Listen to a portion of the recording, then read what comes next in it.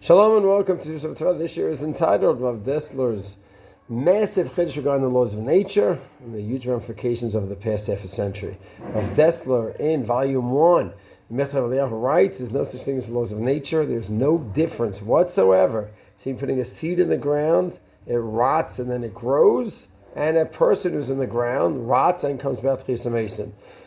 By the seed, we're used to it happening every day. So we say, oh, that's Teva, that's laws of nature. And the person, we're not used to seeing it, so we say, whoa, that's a miracle. He says it's all God's will, and there's no such thing as the laws of nature. It's a very, very big chiddush in my opinion. The Rishonim certainly spoke about the laws of nature, Teva. It's operated by God. God wills the system to exist. But there is a system of nature willed by God, and we interact with that system. And sometimes God will suspend the system, and that's what we call a miracle. Rav Dessler is saying, no, not the case. The case that everything is God's will. It's God's will to have that seed at that moment germinate, and it's God's will to have that person come back to life.